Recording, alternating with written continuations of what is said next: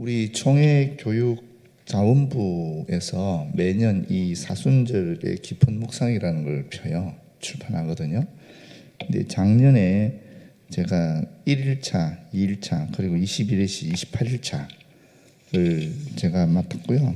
금년에는 이 종료주일 그리고 사순절 35일에서 40일까지 부활주일 이렇게 맡았었어요. 근데 이거는 먼저 본문이 내려옵니다. 본문이 내려오고 그리고 집필자로 하면 집필하게 하는 거거든요. 그래서 이번에는 어차피 이 사순절 주간 중에서 순환 주간을 어차피 제가 썼기 때문에 그래서 이 부분을 가지고 이 본문을 가지고 함께 말씀을 나누고자 합니다. 우리 이 오늘 본문에 나오는 내용은 연약한 자들을 위한 성전이라는 제목으로 지금 내려왔었어요. 그래서 이 말씀을 쭉 보면서 함께 나누겠는데, 사실은 우리 수요일 날 요한복음 강의를 하고 있지 않습니까? 거기 2장에 보면 성전 숙정 사건이 나와요. 또 마태복음 21장에도 나옵니다. 그런데 그럼 예수님이 이 성전 청결 사건 또는 성전 정화 사건, 성전 숙정 사건이라는 것을 공생애 동안 2번 했다라는 것을 얘기하는 거거든요. 이 공생애 초기에 올라가셔서 한번 하셨고 또 돌아가시기 전에 말기에 또 한번 하셨다. 그래서 성전 청결 이 사건은 사실 2번 있었다라고 볼 수 있습니다. 그러면 우리가 어떻게 생각할 수 있느냐 하면은 한번 3년 전에 한번 했잖아요. 한번 했는데 또 3년 지나서 또 해야 할 만큼 그 당시 유대 성전이 많이 부패했다라고 볼 수 있는 거죠. 얼마나 세속화되어 있는지를 우리가 알 수 있는 겁니다.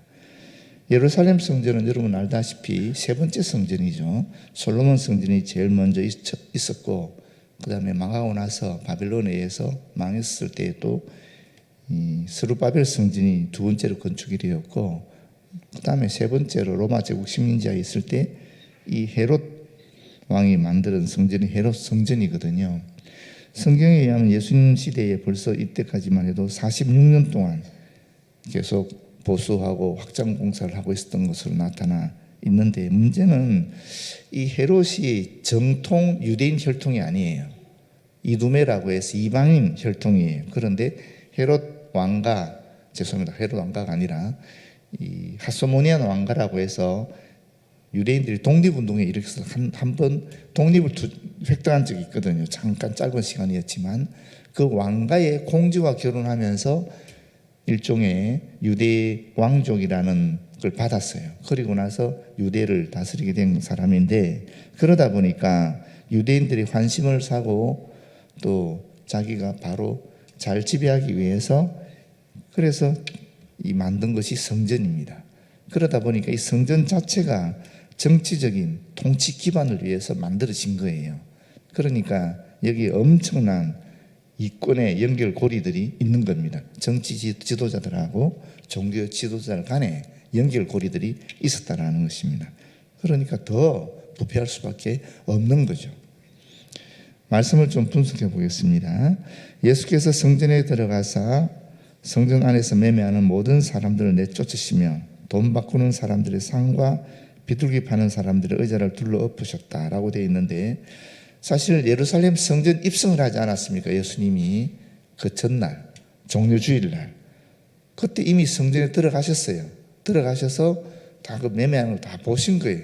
근데 그날은 조용히 나왔습니다. 나오고 그 다음날 이 성전 청결 사건을 일으킨 것입니다. 그런데 여기 매매하는 사람들이라는 것은 팔고 있는 사람들과 동시에 사고 있는 사람들 다 얘기하는 거죠.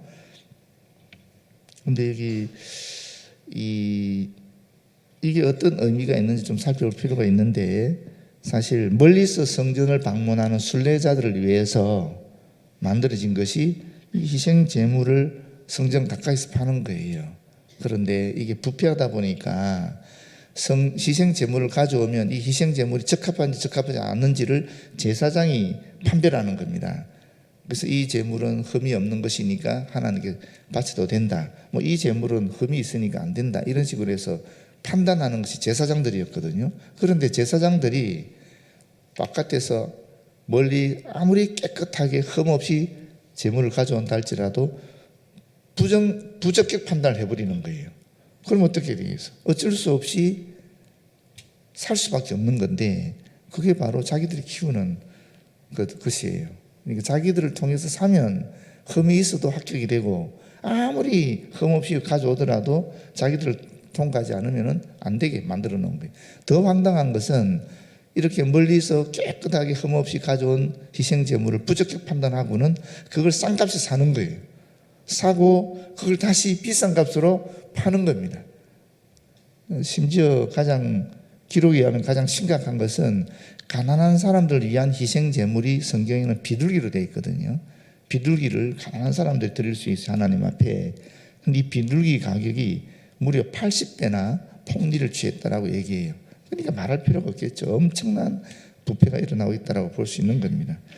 그리고 두 번째가 환전에 대한 건데, 유대인들은 이 6월절에 그 성전세를 내야 되거든요. 예수님도 성전세 내는 것이 나옵니다. 베드로와 같이 고기 잡아서 그 고기에서 나온 한 세겔 돈을 성전세 내는 게 나오잖아요. 유대인들은 하나님만 섬겼기 때문에 로마 화폐 같은 게, 동전 같은 게 거기에 로마 황제의 이 얼굴이 조각되어 있잖아요. 그 우상이기 때문에 하나님께 드릴 수가 없는 거죠. 그렇기 때문에 결국 자기들끼리 유통하는 세켈이라는 그걸 바치게 되어 있는 겁니다. 성전세로. 근데 거기도 이 환전할 때에 기록에 의하면 12.5% 정도의 그런 폭리를 취했다라고 얘기하고 있어요. 이런 형태로 엄청난 부를 이 종교 집단들이 가지게 되었다라는 것입니다. 13절에 그들에게 이르시되 기록된 바 내 집은 기도하는 집이라 일컬음을 받으리라 하였거늘 너희는 강도의 소굴을 만드는도다. 이 내 집은 기도하는 집이다 일컬음을 받는다는 것은 이사야 56장 7절에 나오는 말씀이고요. 너희는 강도의 소굴을 만드는도다 하는 것은 예레미야 7장 11절에 나오는 말씀입니다. 이 두 말씀을 합쳐서 예수께서 이야기한 것인데, 이렇게 구약의 말씀으로 예수께서 하신 것은 어떤 의미가 있느냐 하면은 예수님의 모든 행동과 그 말씀은 구약 성경에 기초해 있다 하는 것을 나타낼 뿐만 아니라 성경의 예언의 약속을 성취하시는 일인 것을 입증하기 위해서 그렇게 하셨다라고 볼 수 있는 겁니다. 14절 보시면 맹인과 저는 자들이 성전에서 예수께 나오며 고쳐주시니, 지금 예수님은 이 장사꾼들이 찾아오고 있던 성전의 뜰에서 부패한 방법으로 자신들의 부를 획득하고 있던 사람들과 대조되게 불치의 병으로 고통받고 있는 그 약한 자들을 치유한다 라고 하고 있는 것입니다. 이 부패한 사람들과 예수님과의 사역이 얼마나 대조되는지 하는 것을 보여주고 있는 것입니다. 15절 대제사장들과 서기관들이 예수께서 하시는 이상한 일, 놀라운 일이라는 뜻인데, 이것은 성전 정화 사건과 동시에 앞에서 나오는 치유 사건, 치유 행위를 얘기하는 것입니다. 그리고 또 성전에서 소리질러 호산나 다윗의 자손이 하는 어린이들 보고 노하여, 당시 유대계 실권을 잡고 있었던 대제사장과 서기관들은 예수께서 자신들이 이권을 창출하는 성전 매매를 방해했을 뿐만 아니라 또한 많은 병자들을 고치는 행동으로 인해서 백성들에게 뜨거운 호응을 받게 되니까 자기들의 기득권이 흔들리는 것 같아서 매우 괴로운 심정으로 예수님께 항의하고 있다고 볼 수 있습니다. 예수께서 말하되 그들이 하는 말을 듣느냐, 호산나 다윗의 자손이여 하는 그 말이겠죠. 아이들이 찬양하는 것이 무엇을 뜻하는지 너는 알고 있느냐 하는 이런 질문입니다. 사실 당시 랍비들이 이 사람들에 의해서 찬양을 받는 경우가 있었습니다. 그러나 대제사장과 서기관들의 경우는 이 예수께서 절대 찬양을 받아서는 안 되는 인물로 알고 있었거든요. 그렇게 그들은 이미 판단하고 있었는데 메시아를 상징하는 내용의 찬양을 하게 되니까 이것을 그 찬양 받는 것 자체를 신성모독으로 여긴 것입니다. 어제 제가 말씀드린 것처럼 하나님을 섬기는데 이 종교 지도자의 대제사장이든 제사장이든 서기관들이 다 하나님의 말씀을 깊이 연구하고 또 하나님의 말씀을 가르치고 자신들이 암송하고 하면서 주님을 섬기는 사람들이잖아요. 특별하게 이 일에만 집중해서 하는 분들이잖아요. 그런데 하나님을 섬기면서 눈앞에 있는 그 우상들, 물질에 대한 것, 권력에 대한 것, 이 눈앞에 있는 우상에 초점을 잡게 될 때는 사실은 내가 하나님을 섬기고 있으면서도 이와 같은 짓을 하게 되는 겁니다. 하나님을 섬기고 있는 게 아니죠. 엄밀하게 따지면 물질의 우상이나 권력의 우상 속에 매몰되어 있는 거지요. 그러면서도 자신은 하나님을 섬기고 있다라고 착각하는 거죠. 그런 모습을 우리에게 보여주고 있는 것입니다.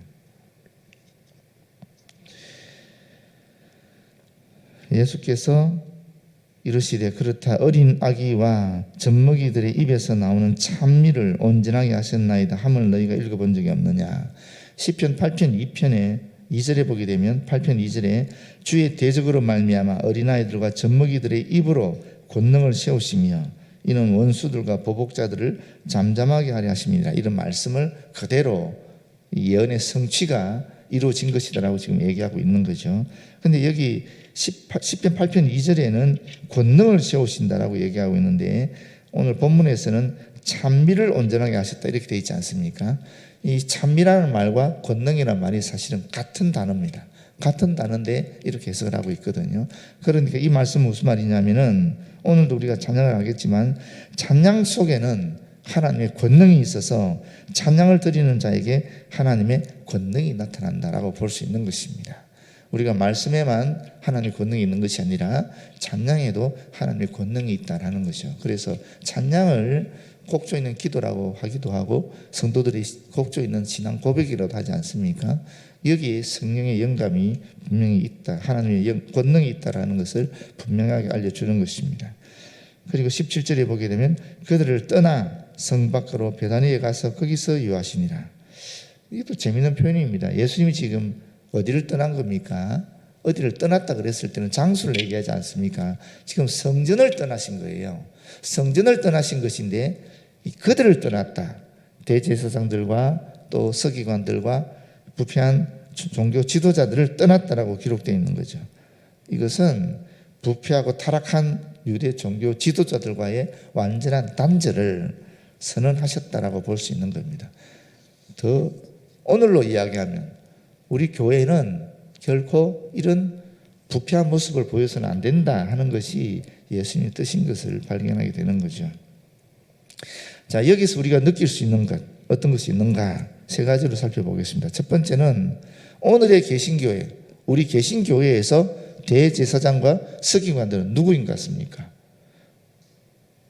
여러분 당연히 목회자라 그러시겠죠. 그런데 여러분 대제사장, 제사장은 목회자로 볼 수 있어요. 서기관들은 원래 평신도들입니다. 그 당시에도 평신도들이었어요. 그렇게 할 필요도 없어요. 이 개신교회가 갖고 있는 특징이 있거든요. 그 특징이 뭡니까? 개신교회가 가지고 있는 특징. 그것은 하나님과 우리 사이에 그 어떤 중보자도 허락하지 않는다라는 거예요. 예수 그리스도만이 우리의 중보자인데 사실 예수 그리스도 엄밀하게 따지면 하나님이시잖아요. 그러니까 삼일체 하나님과 우리 인간 사이에 그 어떤 중보자도 필요 없다라는 거예요. 그게 개신교입니다. 그전에는 누가 있었어요? 정규교회 일어나기 전에는 사제 그룹이 있었습니다. 하나님과 인간 사이에는 사제, 지금 우리 집에는 신부가 있었던 거예요. 이 신부들이 하나님의 말씀을 우리에게 전하고 또 우리의 모든 죄를 신부를 통해서 고백해야 되는, 그래서 거기서 고해성사라는 게 있는 겁니다. 또 죄의 사제들, 죄를 사해주는 사제 선언도 있는 것이고 이게 신부의 역할인데 이것이 종교개혁에서 깨지는 거예요. 그렇지 않다라는 거예요. 모든 사람들이 다 사제다라는 것입니다. 칼빈 전통에 의하면 그렇습니다. 칼빈은 이렇게 얘기하거든요. 루터도 마찬가지겠지만 목사는 목사 짓을 할 때 목사, 죄송합니다. 짓이라 해서 목사 역할을 할 때 목사입니다. 그럼 목사가 교회 소속되어 있지 않고 목사 역할을 하지 않으면 칼빈 신학적 원리로는 목사가 아닙니다. 그럼 뭐예요? 그냥 평신도예요. 제가 지금 여기 담임 목사로 있잖아요. 근데 소속은 어디라고 그랬어요? 노예 소속이 되어 있잖아요. 근데 노예에서 저를 늘 보고 있거든요. 그럼 제가 만약 우리 교회를 떠나서 무임입니다. 섬기는 데가 없어요. 3년 지나면 목사에서 면직이 됩니다. 그럼 목사가 아니에요. 철저하게 목사는 목사 역할을 할 때 목사이지, 목사 역할을 하지 않으면 우리 개신교의 전통에 의하면은, 칼빈에 의하면은 평신도입니다. 이게 만인사제직이라는 거예요. 다시 말하면 오늘의 개신교에서 대제사장과 서기관들은 누군가? 목회자를 의미한다? 그렇지 않습니다. 저와 여러분 모두를 의미하는 겁니다. 교회에서 섬기는 모든 사역자들을 의미하는 겁니다. 그렇기 때문에 우리 교회도 사실은 헌금이라는 것이 하나님께 바쳐지는 것이잖아요.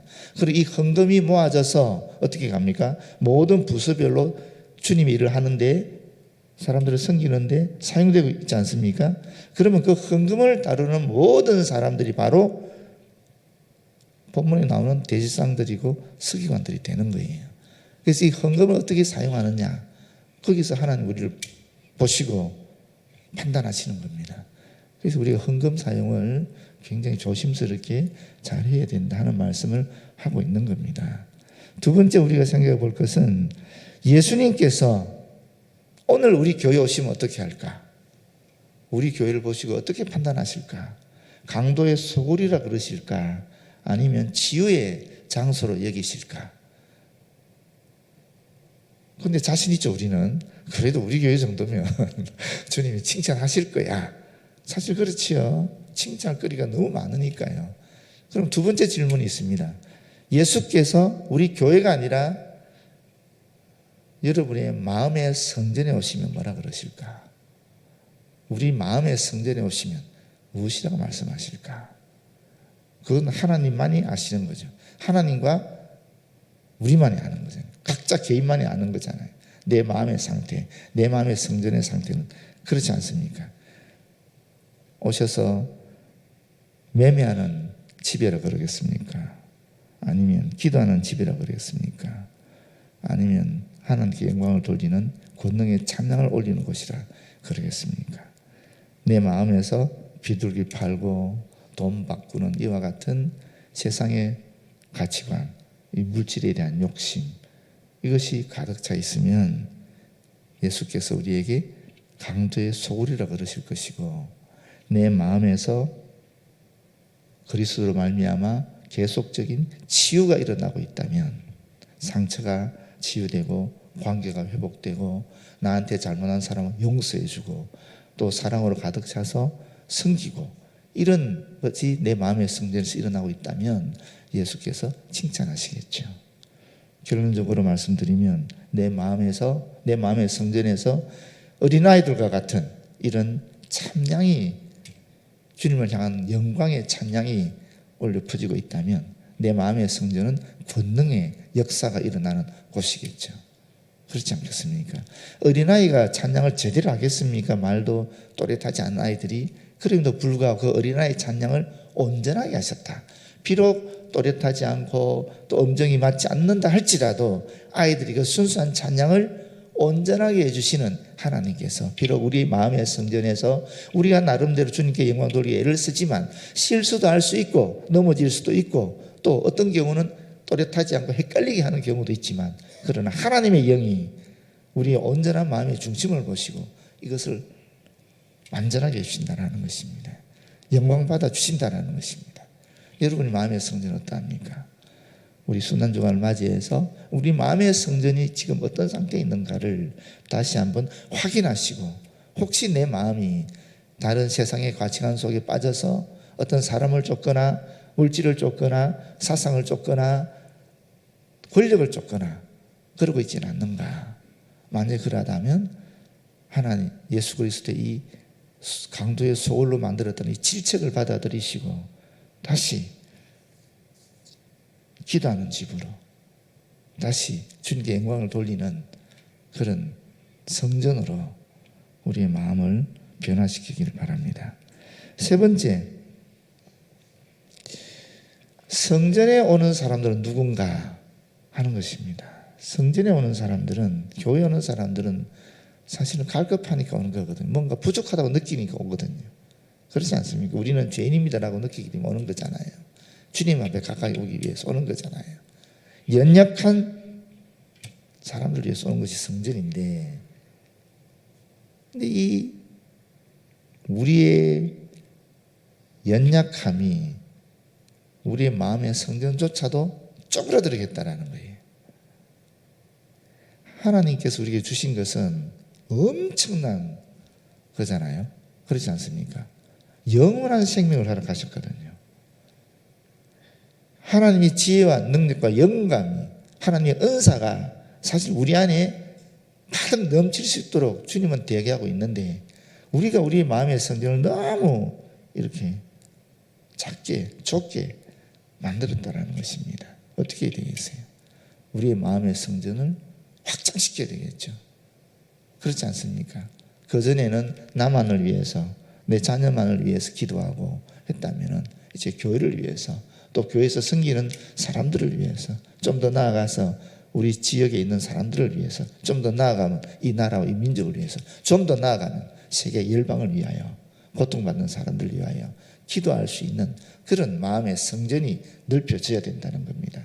뿐만 아니라 이 성전을 넓힐 뿐만 아니라 이 성전 안에서 오늘과 같은 이런 부패한 일들이 일어나면 되겠습니까? 이 성전을 성령의 불길로 정화시키는, 끊임없이 말씀으로 정화시키는 그런 일들이 우리 마음의 성전에서 일어나야 될 것입니다. 그러할 때 우리가 진정한 우리의 부흥이 일어날 줄 믿습니다. 이전보다 점점 더 신앙이 주님 앞에 더 가까이 가는 그런 믿음으로 발전해 나갈 줄 믿습니다. 기도하겠습니다. 아버지, 고맙고 감사합니다. 오늘도 주의 말씀 함께 나누고 또 주님의 음성을 듣습니다. 그 음성에 순종하며 나아가는 저희들 되어지도록 도와주시옵소서. 예수님 이름으로 기도드립니다. 아멘.